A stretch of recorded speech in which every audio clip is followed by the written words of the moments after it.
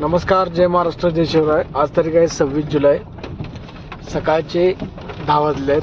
आता आपण काम करायला मलकापूरकडून साखरपा इकडे चाललो आहेत. तर आजचा व्हिडिओ बनवण्याचं कारण असं आहे की आत्ता इन्कम टॅक्स वाल्यांची वेबसाईट आत्ता चालू झाल्या, एक 4 दिवस झालं. ॲक्च्युली हे काम होणं अपेक्षित कधीपर्यंत होतं की रिटर्न भरला का जातो मार्च, म्हणजे जूनच्या अखेरीसपर्यंत साईट चालू होती. त्यावेळेला तो इन्कम टॅक्सचा भरणा वगैरे केला जातो.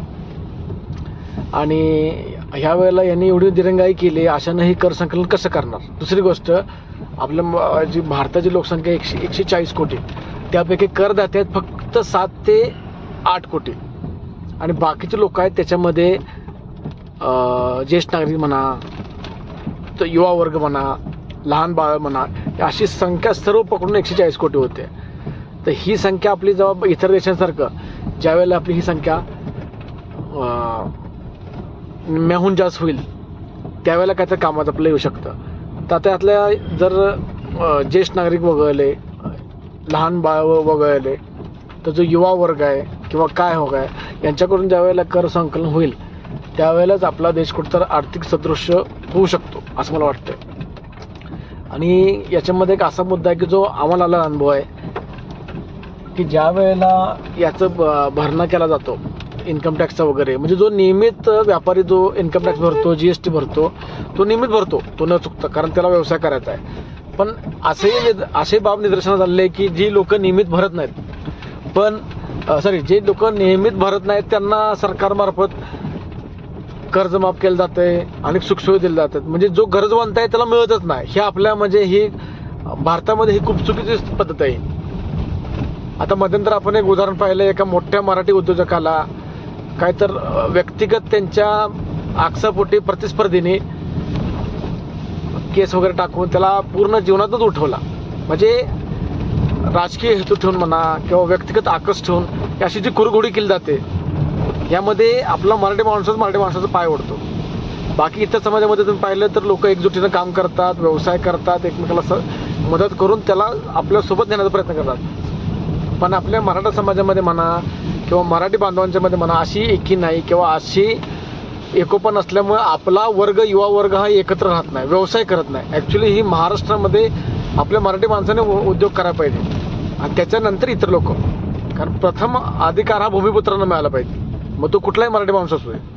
पण असं होत नाही, आपला माणूस एकी करत नाही, उलट आपलाच माणूस पुढे चालला की कुठं पायवड, कुठं काय कुरघोडी कर, ह्या गोष्टी आपला माणूस करतो. आणि हे जे की एकदम योग्य नाही. बाकी तर समाजातून पाहिलं तर ते एकमेकाला सोबत घेऊन जातात, त्याला सपोर्ट करतात, पण आपल्यात तसं होत नाही. तर ह्या गोष्टीवरती पण लोकांनी विचार करणं गरजेचं आहे. तर माझं मध्यंतर माझ्या CAशी बोलणं झालं. CA म्हटलं तुम्ही कधी एवढे व्हिडिओ बनले तर तुम्ही इन्कम टॅक्सवर एखादा व्हिडिओ बनवा. तो आज मला वाटलं म्हणून मी बनवला. त्याच्यानंतर माझा आज सकाळी सुद्धा माझा मोठा एक मित्र आहे, ज्यांचा वर्षाला 10-15 कोटीचा टर्नओव्हर आहे, त्यांचं माझं सकाळी बोलणं होतं. त्यावेळी ह्या गोष्टीवरती आमचं चर्चा झाली.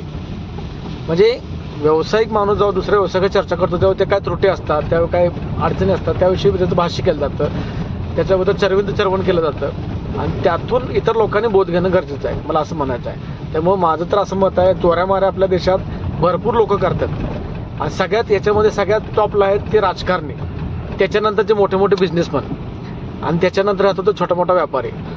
त्यामुळे लोकांनी नियमितपणे कर भरलं पाहिजे, हे आपलं प्रथम कर्तव्य आहे. आता आपल्याला त्याच्या सुविधा मिळत नाही ही मोठी खिदीची गोष्ट आहे, पण आपण नियमित आपलं कर्ज भरलं पाहिजे, इन्कम टॅक्स फाईल रिटर्न केली पाहिजे. कारण आपण जो पण कर भरत नाही तो पण आपला देश आपला आर्थिक सदृष्ट होणार नाही. पण काय जी नालायक लोक जे वरती विधिमंडळात बसलेत म्हणा किंवा केंद्र प्रदेशात बसलेत म्हणा सरकारमध्ये, ते लोक स्वतःचे घरं कसे भरले हे बघायला लागले ते. आणि काय अडाणी लोक ह्या राजकारणात आल्यामुळे ना त्याचं काही महत्त्वच राहिलं नाही. अडाणी म्हणा किंवा हुशार लोक म्हणा, त्यांनी पाक तिची राख रांगोळी केलेलं आहे. त्यामुळे आपल्यासारख्या सामान्य माणसासाठी जे गरजेचं आहे ते मिळत नाही. ही खूप लाजिरवाणी गोष्ट आहे. त्यामुळे जो नियमित कर भरणारा माणूस आहे त्यामुळे ह्याविषयी तो विचार करतो आणि ह्याविषयी त्यामुळे शंका येते की आम्ही व्यवस्थित कर्ज भरतोय, पण जे पुढारी आहेत, राजकारणी आहेत, लोकप्रतिनिधी आहेत, ही लोक भरत नाहीत, उलट त्यातनं पळवाटा काढतात, चोऱ्या माऱ्या करतात. ह्या लोकांच्यावरती बडगाव यायला पाहिजे. पण हे असं होणार नाही, कारण हिंदीमध्ये म्हण नाही का, एक ही थाली के चिट्टे बट्टे, तसं म्हणतात तसंही म्हण आहे. ही लोक फक्त स्वतःचे पोट भरणं, आपल्यासारख्याच्या हाताला काय लागणार नाही. म्हणजे आपण टॅक्स भरायचा, आपण सगळं हे करायचं आणि ही लोक मलाही खाणार. त्यामुळे ह्या गोष्टीवर भाष्य करणं मला गरजेचं वाटलं म्हणून मी हा व्हिडिओ बनवलेला आहे. त्यामुळे जो आपला युवा वर्ग आहे त्यांनी व्यवसायाकडे वळलं पाहिजे, व्यवसाय केला पाहिजे. त्यामुळे याच्याकडे युवा वर्गाने बाकीच्या गोष्टी फालतू गोष्टीत लक्ष न घालण्यापेक्षा पहिला फोकस आपल्या नोकरीवरती, व्यवसायावरती केलं पाहिजे. कारण जर बाहेरच्या राज्यातील लोक जर पोट भरत असेल तर आपला महाराष्ट्र किती मोठा विचार करा. जो आपला महाराष्ट्र सगळ्या लोकांचं पोट भरतो, मग आपण इथं का मागं राहून चालणार आहे? आपण पण कष्ट केलं पाहिजे. जे आपल्या कपाळावरती जे लोकांनी रेस ठेवले की मराठी माणूस काम करत नाही, मराठी माणूस आळशी आहे, मराठी माणसाला फक्त बसून पाहिजे, ही प्रतिमा आपण आपली पुसली पाहिजे. तरच आपण कुठं स्टेबल होऊ शकतो. अन्यथा आपल्याला पण आज ना उद्या अशी वेळ येईल की ते परप्रांतीयांसारखे आपल्याला इतर राज्यात जाऊन काम करावं लागणार आहे. त्यामुळे ही वेळ येऊन देऊ नका. अजून वेळ गेलेला नाही. तेव्हा आपल्या युवा वर्गाने याकडे लक्ष दिलं पाहिजे. धन्यवाद.